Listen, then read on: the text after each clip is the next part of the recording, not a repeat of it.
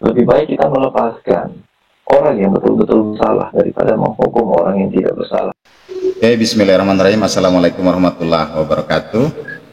Kembali lagi di Muka Ago Vlog dan juga di spesial acara atau di segmen Rudis Hukum, Ruang Diskusi Hukum.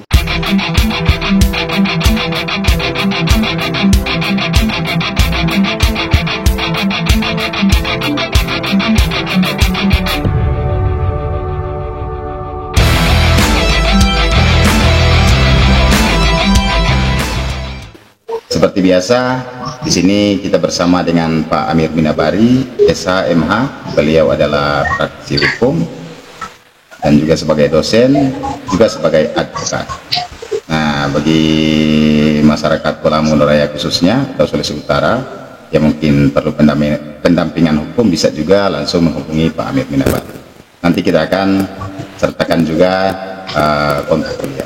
Mungkin yang perlu kita bahas, Pak Amir, ini kan lagi viral di media sosial itu kasus masalah Vina yang sudah 8 tahun bahkan sudah hampir 9 tahun itu kan mandek.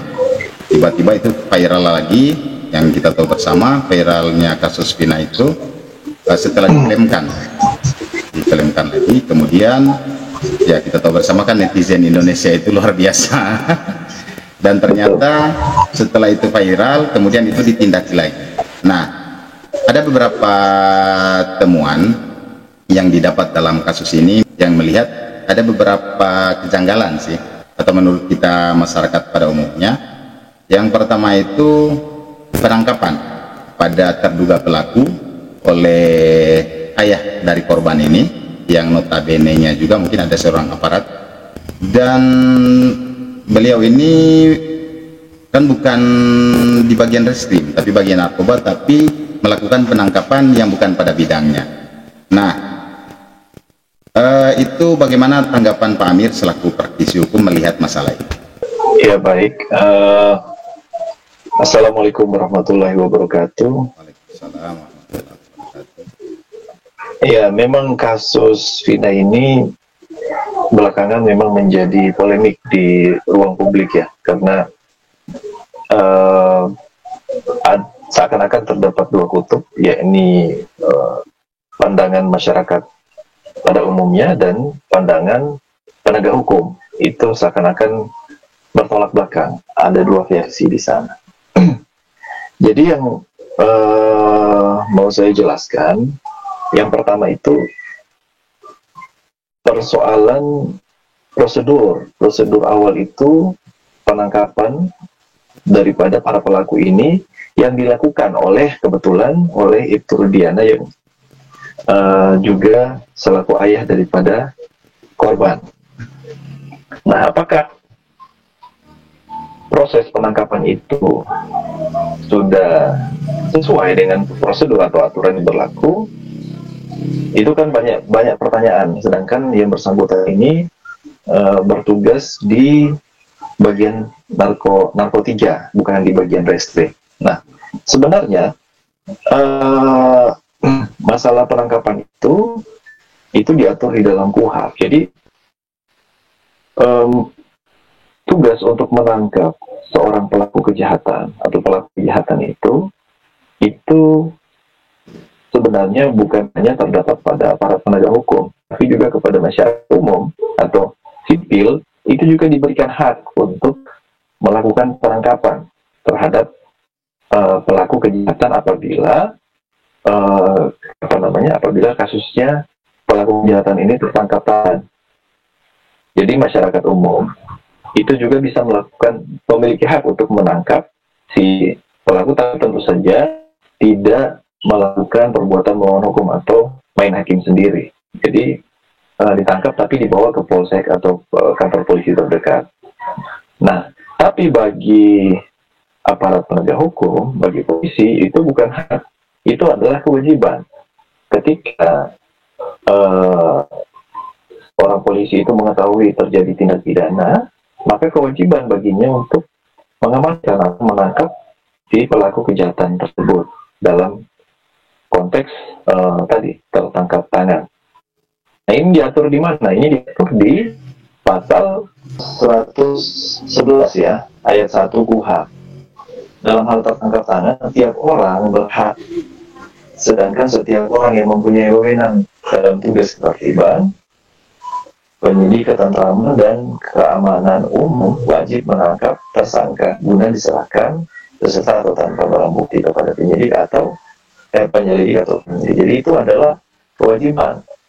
Jadi bisa saja pada saat itu Rudiana ini mengetahui orang yang petugas yang pertama mengetahui kejadian tersebut dan dia melakukan tindakan tersebut. Sedangkan masalah pelaporan kan ini dia yang mengajukan laporan boleh membuat LP-nya itu kan. Nah, laporan ini juga wajib baginya untuk melaporkan pidana yang dia ketahui. Itu diatur dalam pasal 108 ayat 3 KUHP. Jadi setiap pegawai negeri dalam rangka melaksanakan tugasnya yang mengetahui tentang terjadinya peristiwa yang merupakan tindak pidana wajib segera melaporkan hal itu. Jadi sepanjang itu sudah sesuai dengan prosedur yang diatur di dalam KUHP tadi atau Madara tadi, maka itu dia ini dilanggar prosedur. Karena memang justru itu kewajiban. Karena kalau tidak dilakukan, dia melanggar kewajibannya sebagai penegak hukum. Walaupun dia bukan bertugas di reskrim seperti itu. Baik, soal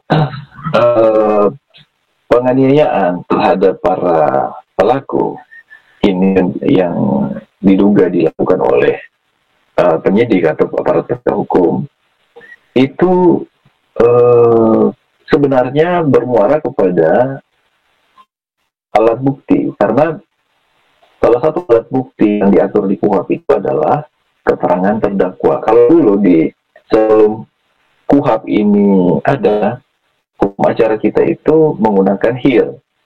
HIR itu Herzian Inland Reglement. HIR ini agak berbeda dengan KUHP. Kalau di HIR itu salah satu alat bukti itu namanya pengakuan dari terdakwa. Nah, pada saat itu berlaku waktu itu, banyak sekali, hampir semua perkara itu bertumpu pada alat bukti ini, alat bukti pengakuan terdakwa. Sehingga dulu itu banyak sekali terjadi penganiayaan, pemaksaan terhadap para terduga pelaku untuk mengaku, karena itu merupakan alat bukti di HIR dulu, sehingga para aparat penegak hukum atau dalam hal ini penyidik itu selalu memaksakan si terduga pelaku ini untuk mengakui perbuatannya. Nah, sehingga di KUHP itu diperbaiki tidak lagi menjadi tidak, alat bukti pengakuan terdakwa itu tidak lagi menjadi alat bukti, tapi diganti dengan keterangan terdakwa. Itu kenapa ada perubahan. Namun ternyata tidak banyak perubahan yang terjadi, karena keterangan terdakwa ini walaupun lebih luas daripada pengakuan terdakwa, namun ujung-ujungnya kembali lagi penegak hukum itu cenderung untuk memaksakan para terduga pelaku ini untuk membuat pengakuan. Jadi pengakuan yang dibuat terdakwa itu, walaupun namanya keterangan terdakwa, juga merupakan alat bukti keterangan terdakwa. Makanya di Amerika itu tidak ada dikenal alat bukti keterangan terdakwa atau pengakuan terdakwa. Harusnya ini di KUHP kedepannya harus dihapuskan. Karena apa?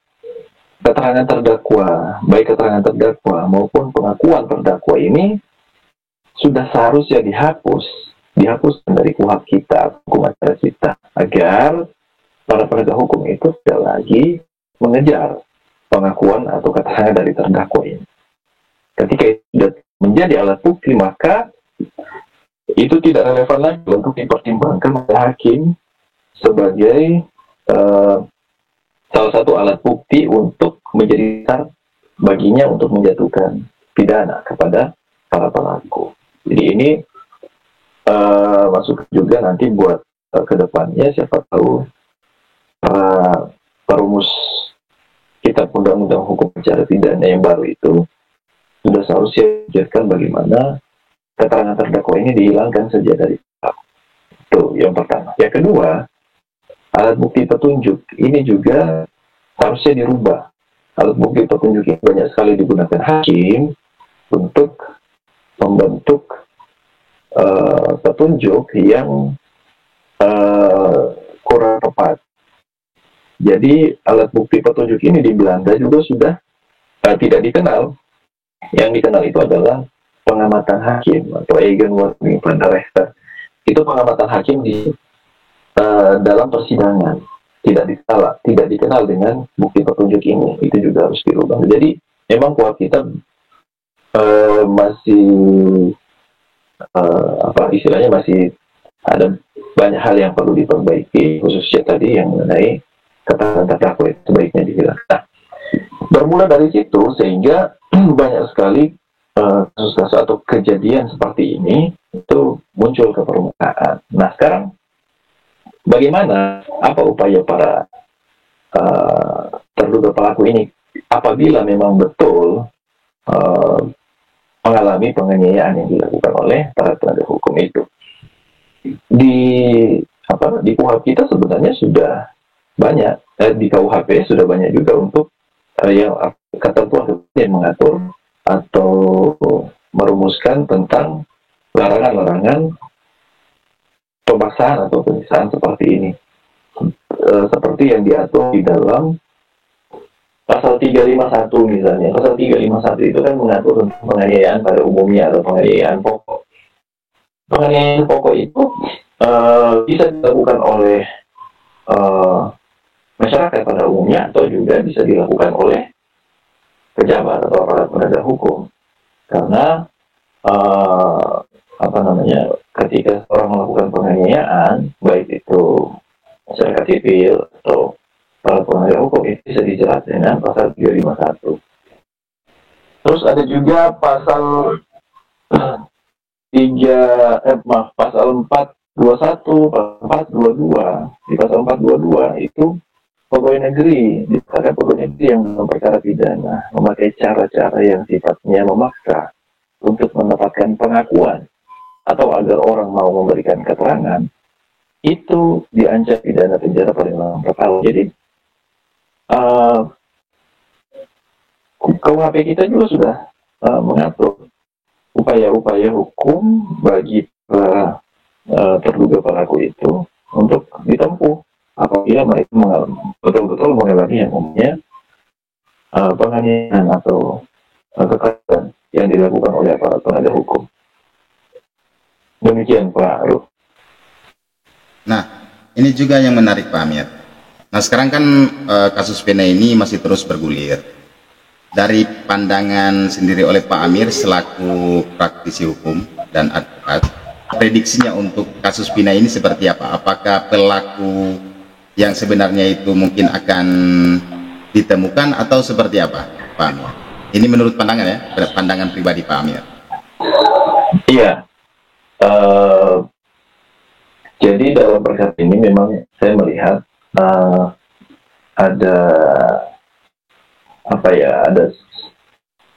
ketika ada bukti atau nanti terbukti bahwa misalnya para pelaku yang sekarang itu sudah dihukum, kemudian mereka ternyata terbukti tidak bersalah, entah itu ada orang lain yang melakukannya atau tidak. Tapi kalau itu benar-benar terjadi, berarti kan hukum kita itu sudah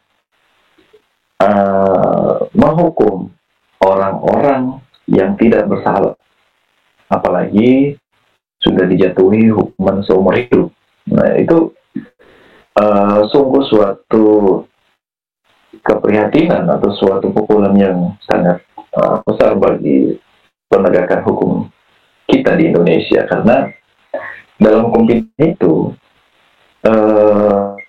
prinsip yang harus dipegang betul kita adalah lebih baik melepaskan orang yang bersalah daripada menghukum satu orang yang tidak bersalah. Jadi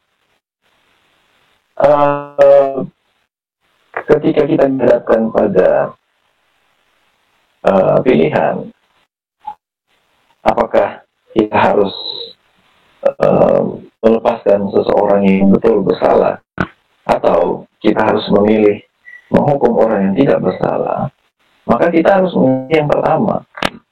Lebih baik kita melepaskan orang yang betul-betul bersalah daripada menghukum orang yang tidak bersalah. Karena ketika kita memilih pilihan yang kedua tadi, itu sebenarnya telah terjadi peradilan yang sesat atau miscarriage of justice di dalam peradilan kita, dan itu harus kita hindari. Karena ketika itu terjadi, itu merupakan suatu ironi bagi peradilan kita, peradilan pidana kita, dan itu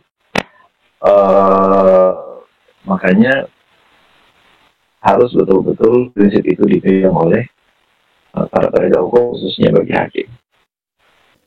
Nah, ini juga yang menarik Pak Amir. Ini kan kita belajar dari kasus Pina, kemudian ada juga kan kasus salah tangkap kan, diduga salah tangkap maksudnya. Seperti itu.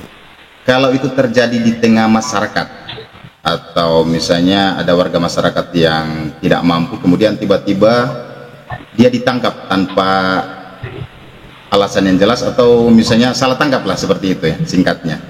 Itu apa yang harus dilakukannya Pak Amir ketika dia berhadapan dengan penyidik? Ya, kalau terjadi penangkapan, itu berarti sudah ada minimal 2 alat bukti. Dan dari alat bukti tersebut diduga keras bahwa dialah pelakunya, kira-kira seperti itu. Nah, dan si penyidik tadi sudah harus membawa surat perintah penangkapan. Jadi harus ada surat perintah untuk menangkap si pelaku, kecuali dalam hal tertangkap tangan tadi. Kalau tertangkap tangan, surat penangkapan ini otomatis kan tidak ada pada saat itu, karena si aparat penegak hukum itu harus melakukan tindakan secepat-cepatnya agar mengamankan si pelaku kejahatan itu. Nah, itu boleh tidak ada surat penangkapannya waktu dia melakukan penangkapan tersebut, seperti itu. Kalaupun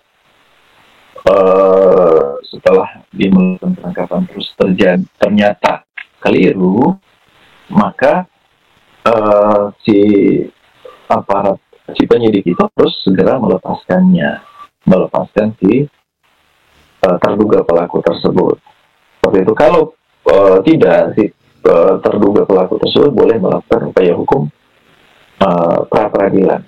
Oke Pak Amir, masih tadi ya dalam kaitannya dengan salah tangkap tadi Pak Amir. Nah, kalau itu terjadi pada masyarakat yang misalnya kurang mampu, kemudian kan ada juga masyarakat yang mungkin mentalnya tidak siap ya, seperti itu, takut atau sebagainya. Apakah dia bisa memperoleh pendampingan hukum seperti itu? Iya, jadi di dalam kasus tangkap tadi, setiap orang itu pada intinya berhak mendapatkan pendampingan hukum. Namun secara spesifik juga apabila pasal yang disangkakan kepadanya itu memiliki ancaman 5 tahun atau lebih, maka dia wajib mendapatkan pengacara atau penasihat hukum untuk mendampinginya. Kalau dia tidak mampu untuk menyiapkannya, maka negara akan menyiapkan untuknya. Ya, ini biasanya penyidik akan menunjuk advokat untuk mendampinginya selama proses penyidikan berlangsung, seperti itu. Oke, untuk yang terakhir Pak Amir, sehubungan dengan kasus Pina ini, ada tidak pesan-pesan oleh Pak Amir terhadap masyarakat dan juga kepada penegak hukum? Ya, baik, mengenai kasus ini, kita tetap positif thinking saja, kita tetap berprasangka baik saja kepada para penegak hukum, karena biar bagaimanapun saat ini kasus ini sementara proses di ranah kepolisian atau bahkan di ranah peradilan, katanya sementara mengajukan PK maupun pra peradilan di persidangan. Jadi karena ini sementara berproses, ya kita harus mematuhi dan menghargai proses yang sementara berlangsung, dan apapun nanti hasilnya maka itu harus kita terima dan harus kita taati bersama. Walaupun demikian, perkara ini karena sudah menjadi atensi publik, maka sebaiknya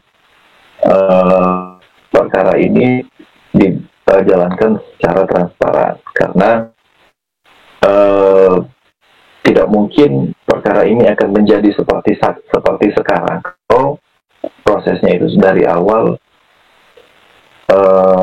sudah dijalankan dengan baik atau dengan sesuai dengan prosedur. Karena masih tanda tanya bagi masyarakat terhadap proses persidangan, proses penangkapan segala macam itu, sehingga perkara ini menjadi perhatian publik. Dan saya masih percaya bahwa para penegak hukum kita, khususnya Polri dalam hal ini, akan melakukan proses atau prosedur yang sudah sesuai dengan ketentuan yang berlaku. Itu saja. Oke Pak Amir, tak terasa sudah 30 menit kebersamaan kita pada segmen kali ini terkait dengan kasus Vina. Semoga apa yang disampaikan oleh Pak Amir itu bermanfaat terkhusus kepada masyarakat luas, karena saat ini netizen itu memang lagi garang-garangnya di media sosial. Dan juga pada masyarakat juga, khususnya di BMR yang ingin memperoleh pendampingan hukum, silakan langsung menghubungi Pak Amir. Nanti kita sertakan juga kontak dari Pak Amir. Dan insya Allah ke depan juga saya dengan Pak Amir dan juga ada teman-teman lainnya juga dari para advokat yang ada di Belamongondo Raya, kita akan coba ya bekerja sama, kemudian akan membahas persoalan-persoalan terkait atau yang sering terjadi di tengah masyarakat. Begitu ya Pak Amir? Betul sekali. Syukur Muanto untuk semua yang sudah mampir di fanpage kita di segmen Ruang Diskusi Hukum ini. Insya Allah ke depan kita akan bertemu lagi dengan beberapa materi atau persoalan-persoalan yang lebih menarik lagi. Terima kasih, saya Surahman Wokaago dan juga Pak Amir Minabari, SHMA. Mohon undur diri. Mohon maaf atas segala kekurangan. Assalamualaikum warahmatullahi wabarakatuh.